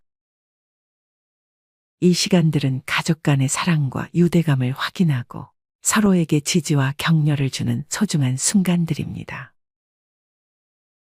부모로서 성인이 된 자식들과 함께하는 시간을 소중히 여기며 가족의 행복을 함께 나눌 수 있기를 바랍니다.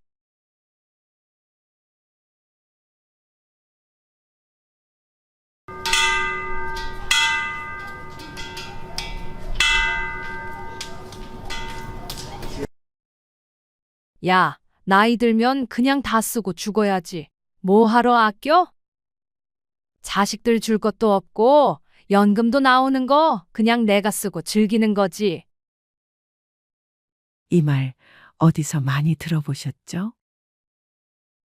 아니, 어쩌면 지금 이 영상을 보고 계신 당신도 마음속으로 한두 번쯤은 이런 생각을 해보셨을 겁니다. 맞습니다. 한평생 일하고 자식 키우고 고생만 하셨는데 이제라도 내가 원하는 거, 내가 하고 싶은 거 하고 살아야지. 그게 뭐 그리 잘못이겠습니까? 하지만 이상한 건 그렇게 쓰고 있는데도 왜 자꾸 불안한 걸까요?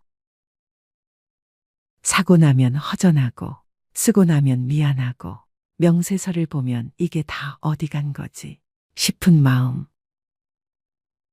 사실 나이 들어서는 많이 쓰는 것보다 제대로 쓰는 것이 더 중요합니다. 이제는 감정이 아니라 기준으로, 습관이 아니라 의식으로 똑바르고 현명한 소비를 배워야 할 때입니다. 그렇지 않으면 당신의 통장은 남들보다 빠르게 마르고 당신의 노후는 스스로도 감당하기 어려워질 수 있습니다. 서울 마포구에 사는 75세 유혹자 어르신의 말입니다. 과거 교직 생활을 하며 성실하게 살아오신 분이지만 지금은 매달 연금에만 의지해 생활하고 있습니다. 그런데 이상하죠. 돈이 줄어든 건 당연한 일인데 소비는 오히려 늘어난 기분이 든다고 하십니다. 명세서엔 늘 작고 익숙한 소비들이 가득합니다. 이게 뭐 대단한 돈도 아니고 그냥 평소처럼 산 것뿐인데. 그렇습니다. 가장 무서운 건 습관처럼 나가는 지출입니다. 그게 쌓이면 어느새 삶을 무겁게 누르는 짐이 됩니다. 오늘은 그런 소비의 그림자, 우리 70대 어르신들이 특히 조심해야 할 9가지 지출에 대해 하나씩 아주 조용히 살펴보려 합니다. 첫 번째, 마음은 부자라는 말의 함정. 자존심 소비. 오랜 친구들 모임. 누구는 제주도에 다녀왔다 하고 누구는 선주 유학을 보냈다 자랑합니다. 그 자리에서 아무 말 없이 앉아있기가 어색해 괜히 이렇게 말하게 됩니다. 우리 손자도 이번에 태블릿 사줬지 뭐. 그 말 한마디가 당신의 통장에서 50만 원을 가져갑니다. 누구도 강요하지 않았지만 스스로의 체면을 지키기 위해 내는 소비. 이게 가장 무섭습니다. 70대 이후의 자존감은 내가 뭘 가지고 있느냐보다 내가 어떤 마음으로 살아가느냐에서 나와야 합니다. 두 번째, 할인에 혹해서 감정 소비. 1+1 1에서 산 거야. 안 살 수가 없었어. 이런 말씀 많이 들어보셨죠? 마트, 홈쇼핑, 유튜브 광고까지 70대의 소비는 이젠 정보보다 감정을 먼저 자극합니다. 특히 혼자 계시는 분일수록 사는 재미가 삶의 위안이 되곤 하죠. 하지만 문제는 그 위안이 며칠 후엔 후회가 된다는 겁니다. 할인은 기회가 아니라 유혹입니다. 진짜 필요한 것이었는지를 스스로 묻기 전까진 아무리 싸게 사도 손해일 수 있습니다. 세 번째, 집에 가만히 있는 게 뭐하냐? 시간 채우기 소비. 정년 이후 하루가 길게만 느껴지는 날들이 있습니다.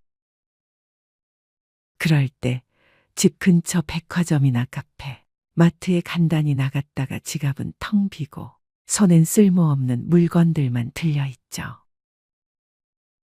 문제는 물건이 아니라 허전함입니다. 시간을 채우기 위해 물건을 사는 순간 삶의 중심이 소유로 바뀌어 버립니다. 산책, 봉사, 독서, 취미, 텃밭, 이 모든 건 지갑을 열지 않아도 삶을 채울 수 있는 시간입니다. 네 번째, 손주가 좋아하니까. 무의식적 과잉 지출. 이제는 손주가 웃으면 세상이 환해지는 나이입니다. 그러니 뭐든 해주고 싶은 게 당연하죠. 하지만 뭐든 해주는 순간 아이들은 점점 더 무언가를 기대하게 됩니다. 용돈 5만 원이 10만 원이 되고 간식이 장난감이 되고 할머니 집은 놀이터가 아닌 물질의 창고가 됩니다. 진짜 사랑은 밥 한 끼, 대화 한 시간, 무릎 베고 자는 따뜻한 오후 한때입니다. 돈이 아니라 마음이 남는 사랑을 해주세요. 다섯 번째, 몸에 좋은 거라니까. 맹신적 건강 소비. 이거 먹고 혈압 떨어졌대. 저기서 파는 거 무릎에 기적이래. 요즘은 동네 약국보다 유튜브가 더 무섭습니다. 검증되지 않은 건강식품, 택배로 날아오는 온갖 보조제들. 실제로 병원에선 말합니다. 기초검사와 운동, 식단이 먼저입니다. 하지만 우리는 뭔가 하나로 해결되길 바랍니다. 건강은 사기 전에 지키는 것이어야 합니다. 약보다 중요한 건 식사 시간 지키기, 수면, 걷기, 웃음입니다. 여섯 번째, 경조사는 빼면 안 되지. 습관성 인맥 소비. 김 여사님 아들 결혼했대. 우리 그 친구 딸 돌잔치 간다는데 봉투는 챙겼지. 이렇게 시작된 경조사비 지출은 한 달에 많게는 4에서 5건까지 이어지기도 합니다. 내가 안 내면 제가 또 뭐라 할 텐데. 예전엔 그 집에서도 내 행사 왔었잖아. 한번 솔직히 생각해 보세요. 그 사람 마지막으로 연락 온 게 언제였나요? 당신이 아플 땐 전화 한 통이라도 걸어온 적 있나요? 경조사비는 의리로 보이지만 사실은 묘한 강박입니다. 나이 들수록 인연을 거르지 않으면 관계 유지를 위한 지출이 끝도 없이 이어집니다. 진짜 소중한 사람은 돈이 아니라 마음으로 남는 사람입니다. 봉투가 아니라 안부가 오가는 관계만 남겨도 그게 진짜 노년의 자산입니다. 일곱 번째, 차 없으면 불편해. 필요 없는 유지 소비. 내가 아직은 운전 잘해. 차는 있어야지. 병원도 가야 하고 시장도 봐야 하고. 맞습니다. 차가 있으면 편리합니다. 하지만 문제는 그 편리함이 지금도 필요한가입니다. 차를 잘 안 쓰는데도 매달 보험료, 세금, 정비비에 연료비까지 지출이 이어지고 있다면 이건 이동수단이 아니라 감정적 소유입니다. 부산 해운대에 사는 73세 정영식 어르신은 1년에 4번 병원 갈 때만 차를 탑니다. 나머지 날은 주차장에 세워만 둡니다. 그런데도 매년 150만 원 넘는 고정비가 들어갑니다. 정 어르신은 말합니다. 차 없으면 내가 뭐라도 하나 사라지는 기분이야. 그 마음도 이해되지만 진짜 자유는 없어도 불안하지 않은 것에서 시작됩니다. 당신을 올가매는 건 차가 아니라 소유의 불안입니다. 여덟 번째, 이 정도는 나한테 투자하는 거지. 외모 미용 소비. 요즘 70대 어르신들 정말 멋지십니다. 헤어, 네일, 피부 관리, 패션. 어느 정도는 자신을 꾸미는 게 삶의 활력이 되기도 합니다. 그런데 문제는 그게 점점 남 눈을 의식한 소비로 변할 때입니다. 저번에 누구 모임 갔더니 내가 제일 못 꾸민 것 같아서 사진 찍힐 일도 있는데 이 정도는 해야지. 서울 종로의 76세 김영자 어르신은 정기적으로 피부 관리실을 다니고 6개월마다 파마와 염색, 의류 쇼핑을 반복하십니다. 본인도 말합니다. 사실 뭐 달라지는 것도 없는데 그냥 계속 가게 되더라고요. 외모를 가꾸는 건 나쁜 게 아닙니다. 하지만 있는 그대로의 나를 부끄럽게 여기기 시작하면 그 순간부터 소비는 강박이 됩니다. 당신의 주름은 흠이 아닙니다. 세월을 견뎌낸 증표입니다.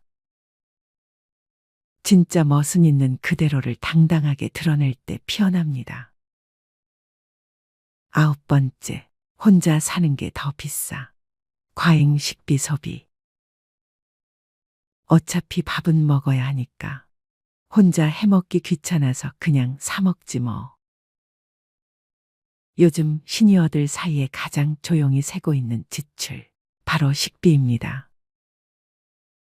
혼밥 시대, 식당, 배달앱, 밀키트, 간편식, 편하긴 하지만 한 끼 한 끼 쌓이면 7, 80만 원은 금방입니다. 부산 동래구에 사는 박용남 어르신은 혼자 지내는 5일 중 4일은 배달식으로 해결합니다. 요리도 귀찮고 설거지도 싫으니 편하긴 하죠. 하지만 그 편함의 대가는 소화불량, 위염, 냉동식품 의존, 그리고 늘 빠듯한 생활비입니다. 식사는 당신의 몸과 마음을 만드는 기본입니다. 밥 한 끼 정성 들여 지어 먹는 건 돈보다 훨씬 가치 있는 노년의 자기 돌봄입니다. 이제 조용히 스스로에게 물어보세요. 나는 지금 나를 위해 잘 쓰고 있는가? 이 소비는 진짜 나를 건강하게 만들고 편안하게 해주고 있는가? 나이 든 지금 중요한 건 더 많이 갖는 삶이 아닙니다. 가진 만큼 잘 누리고 쓰는 만큼 나를 돌보는 것, 그게 진짜 현명한 노년의 소비입니다. 소유가 줄어든다고 해서 행복까지 줄어드는 건 아닙니다. 오히려 너무 많이 채우려 할수록 마음은 더 어지러워집니다. 어느 노 철학자는 이런 말을 남겼습니다. 진짜 가난은 가진 게 없는 게 아니라 갖지 않으면 불안한 마음에서 시작된다. 당신의 통장 잔고보다 더 중요한 건 당신의 내면 잔고입니다. 지금 당신에게 필요한 건 절제가 아니라 나를 아끼는 선택, 나를 위한 쓰임입니다. 불안해서 사는 것 말고, 건강해서 먹는 것, 고독해서 쓰는 것 말고 따뜻해서 쓰는 소비. 그게 바로 당신을 지키는 힘입니다. 이제는 남에게 보여주기 위한 소비가 아니라 내 삶을 더 나답게 만드는 소비를 해보세요. 더 이상 아끼기만 하지 마세요. 다만 나를 아프게 하지 않는 방식으로 내 몸과 내 마음을 지켜주는 방향으로 현명하게 쓰는 연습을 시작해보세요. 당신의 지갑을 지키는 건 결국 숫자가 아니라 삶을 존중하는 당신의 태도입니다. 그 태도가 곧 지금부터 남은 시간을 평온하게 만들어줄 겁니다. 80대 선배들이 퇴직하고 나서 이걸 하길 참 잘했다. 시간을 되돌려도 이것만은 꼭 하겠다. 고 추천하는 건 무엇일까요? 먼저 첫 번째, 건강관리. 죽기 전 10년은 앓다가 간다. 평생 의료비의 절반은 70세 이후에 쓴다. 나이가 들면 돋보기, 보청기, 틀니, 지팡이, 약봉지가 일상이 됩니다. 아프면 서럽다지만 더 큰 문제는 질병으로 인해 파생되는 삶의 질 저하입니다. 새해 1월에는 늘 건강을 외칩니다. 가장 귀담아 들어야 할 사람들은 바로 50에서 60대들입니다. 건강을 잃으면 모든 것을 잃는다는 말을 실감하는 나이이죠. 암 등 중병이라도 걸리면 돈도 많이 들어갑니다. 타인의 도움이 필요해지는 상황이 닥치면 더 실감합니다. 특히 간병비는 건강보험이 적용되지 않아서 사비로 충당해야 하는데 최근 인건비 상승으로 월 3, 400만 원이 드는 경우가 태반입니다.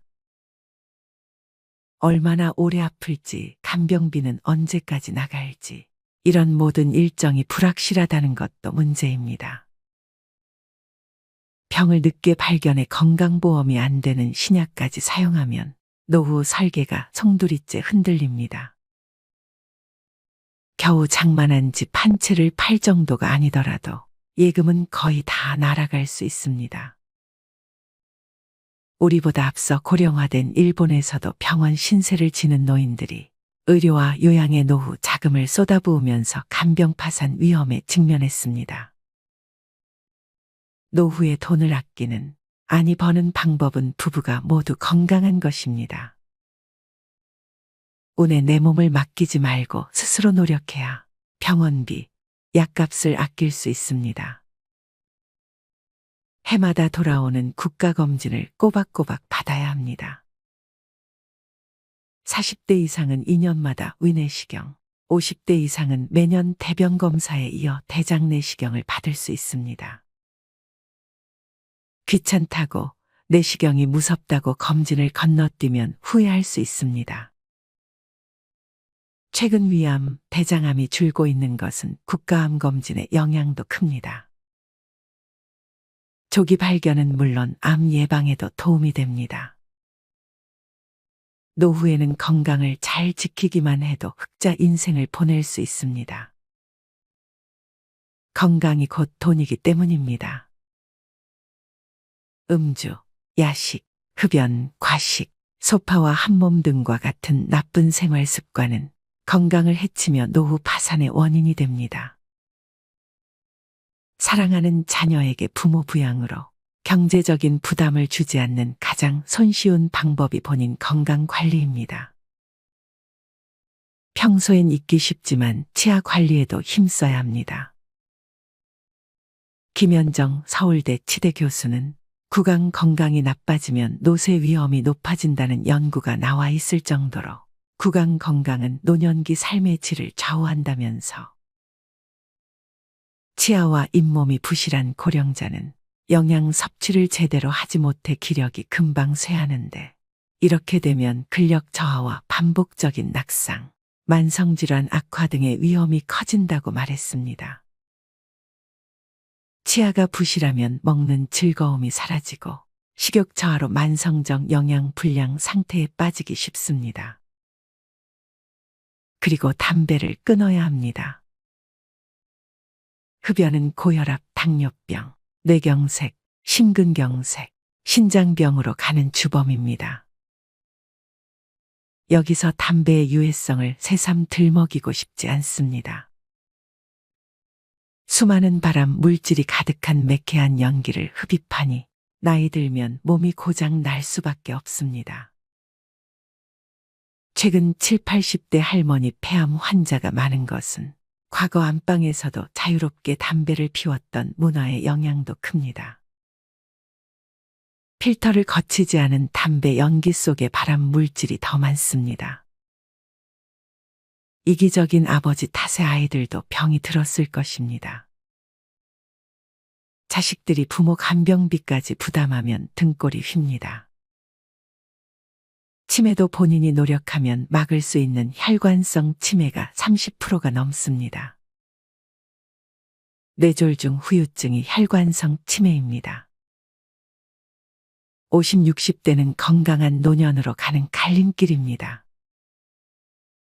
자녀를 위해서라도 내 건강을 살펴야 합니다. 수억 원이나 되는 폐암 신약을 사기 위해 살고 있던 집까지 팔았다는 얘기에 한숨이 절로 나옵니다. 노후 대책으로 가장 중요한 것은 부부의 건강을 지키는 것입니다. 두 번째, 퇴직금으로 인생 역전의 베팅. 일은 넘으면 힘 빠져서 돈 쓸 일도 별로 없을 텐데요. 노후 준비를 소홀히 하는 사람들의 변명은 이런 식입니다. 하지만 노년기에는 노부모 간병, 자녀 지원, 배우자 병환, 주택 수리 등 오히려 예상치 못했던 목돈 지출이 발생하기 쉽습니다. 이런 돌발 상황에 대비하려면 통장이 필요합니다. 잔고가 바닥나면 일하면 되잖아라고 생각할 수 있지만 건강이 나빠져서 예전처럼 돈을 벌지 못할 가능성이 높습니다.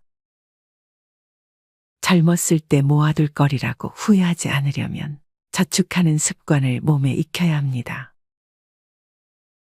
지금 벌고 있는 소득은 20, 30년 후에 소득이 없을 내 자신과 배우자가 쓸 소중한 씨앗입니다.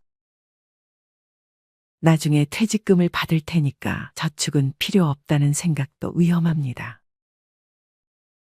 퇴직금을 일시금으로 받아서 주식이나 부동산 등에 투자하겠다는 유혹도 생길 수 있지만 성급히 결정하면 나중에 후회하기 쉽습니다. 나이 들어서 투자에 실패하면 젊을 때처럼 패자부활전이 어렵습니다. 힘들게 번 퇴직금은 놀리지 마세요라고 접근하는 사람은 100% 사기꾼이라고 생각하세요. 퇴직금은 일시금이 아니라 연금 형태로 받아야 절세 효과도 있어 유리합니다. 노년기에 투자를 하고 싶다면 미국 등 글로벌 우량지수에 연동되는 대표 금융상품에 한정하고 여행, 취미 등에 쓰는 돈도 예산 내에서 쓰는 게 좋습니다. 마지막으로 황혼의 나이에 무조건적인 자녀 지원은 독이 될 수 있습니다. 경제적으로 자립하지 못했다고 해서 계속 퍼주면 내 노후가 먼저 무너집니다. 자식에게 한 푼도 안 주면 맞아 죽지만 다 주면 굶어 죽고 밥만 주면 무서워 죽는다는 말은 우스갯소리이지만 속에 뼈가 있다는 걸 잊지 마세요. 세 번째, 자식한테 손 안 벌릴 만큼은 모아둬라. 노후 생활비는 평생 동일한 금액이 필요한 것이 아니라 나이가 들수록 점점 감소하는 경향을 보입니다. 은퇴 직후엔 바깥 활동이 여전히 왕성하기 때문에 은퇴 이전과 비교해 생활비는 비슷하게 듭니다. 그러나 나이가 들수록 외부 활동은 뜸해지고 배우자 사망 등의 변수도 생겨가게 씀씀이는 점점 감소합니다. 80대엔 5, 60대에 쓰던 생활비의 절반만 있어도 충분하다는 은퇴 전문가도 있습니다. 베스트셀러 87세 비즈니스맨, 지금이 최고 전성기를 펴낸 88세 코리아 마시로 씨는 나이가 들수록 소비 욕구가 약해지기 때문에 큰 병에 걸리지 않는 한 그렇게 큰 돈이 필요하지 않다면서 퇴직하고 돈을 더 많이 벌겠다고 자꾸 욕심을 내면 오히려 삶의 균형이 깨져 불행해지기 쉽다고 말했습니다. 노후 자금은 얼마나 준비해야 할까? 설문조사에 참여한 80대 남녀들은 자식에게 손 벌리지 않을 정도의 저축은 해둬라 라고 했습니다. 이 밖에 연금만 갖고서 생활할 수 있게 미리 재무 설계에 힘쓰고 절약, 보험 가입, 대출 상환 등도 신경 쓰라고 조언했습니다. 70대 이하 후배들에게 권하고 싶은 투자 활동으로는 주식 투자가 최고로 뽑혔고 그 다음으로는 펀드, 연금, 일본 채권, 금투자, 해외 채권 등의 순이었습니다. 이렇게 80대들이 퇴직 후에 해서 참 좋았던 세 가지에 대해 알려드렸습니다. 그렇다면 부자들은 어떤 소비 습관을 가지고 있는지 지금 바로 알려드리겠습니다. 첫 번째로, 많이 버는 것보다 덜 쓰는 것이 중요합니다. 부자가 되기를 바라지만 그 방법을 알아봤을 때 부자들에게 해당하는 사람은 소수라는 사실을 알게 됩니다. 부자들은 덜 쓰는 방법을 통해 부자가 되는 경우가 더 많습니다. 돈을 버는 것보다 불필요한 지출을 줄이는 것이 더 중요하다고 말씀드립니다. 실제로 대부분의 부자들은 지출을 통제하는 절약 습관을 가지고 있답니다. 버는 돈보다 쓰는 돈이 적어야 부자가 될 수 있습니다. 잘 모아지지 않더라도 조금씩 돈이 쌓여 부자가 되고 있다는 사실을 명심하세요. 그래서 적은 돈부터 아끼는 습관을 기르는 것이 중요합니다.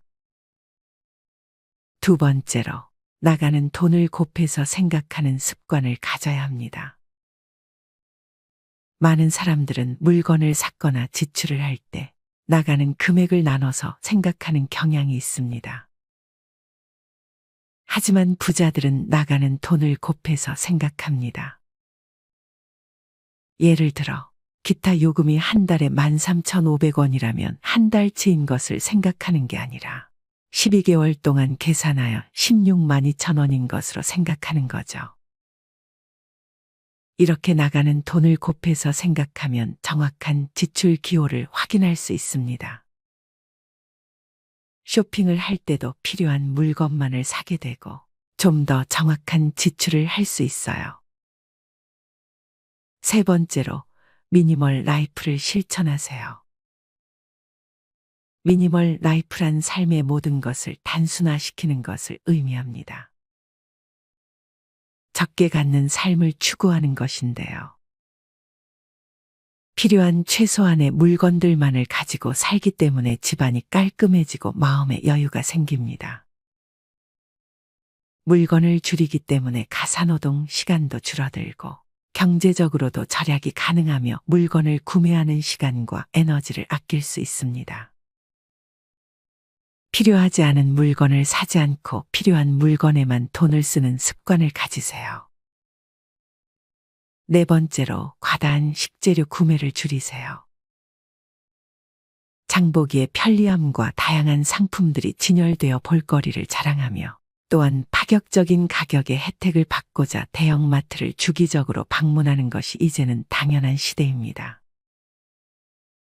그러나 경제적 소비를 위해 쇼핑함에도 불구하고 당장 필요하지도 않는 먹을거리를 양을 많이 제공하거나 가격을 할인한다는 이유로 충동 구매를 하는 경우도 자주 있습니다.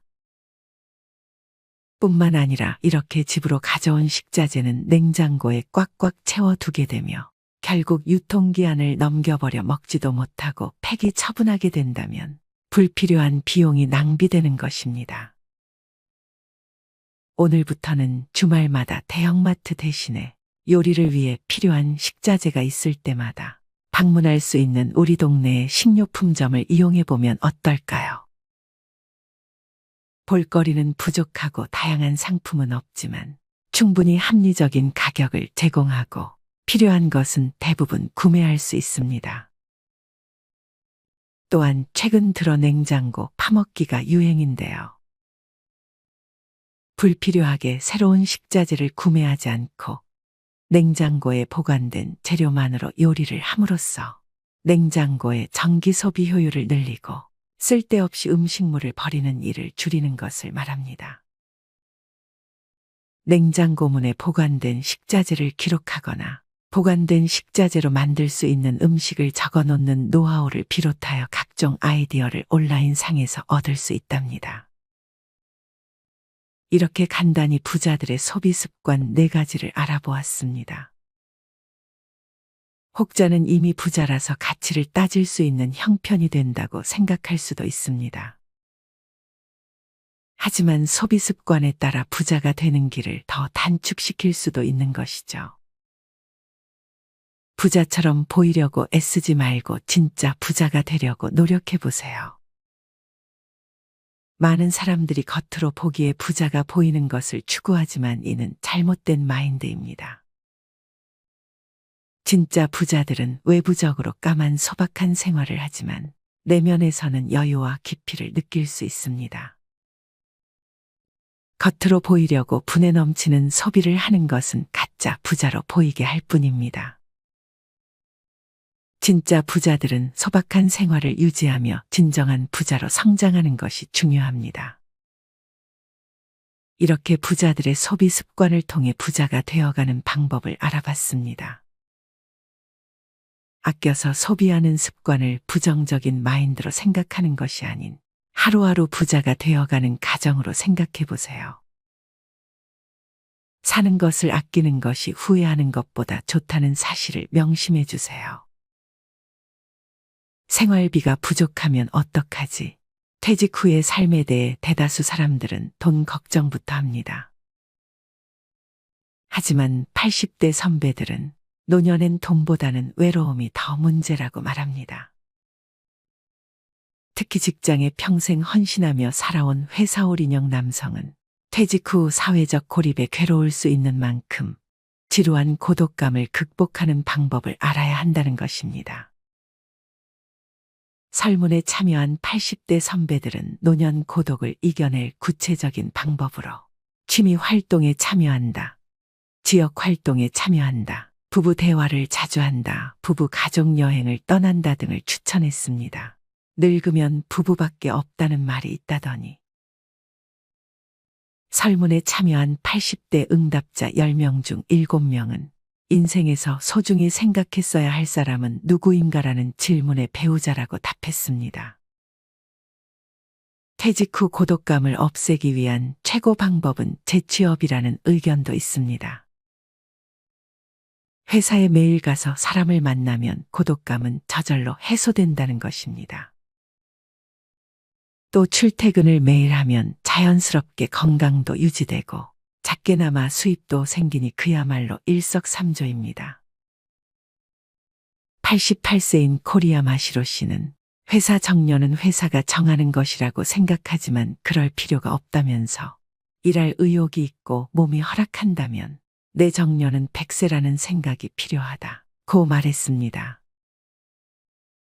노후 전문가인 오오에 히데키 씨는 회사올 인형 남성들은 퇴직 후에 인간 관계가 끊어지면 심각한 고독감에 우울증을 앓곤 한다면서 회사에서 친구라고 생각했던 사람들은 그저 직장 동료일 뿐이고 친구는 아니다라고 말했습니다.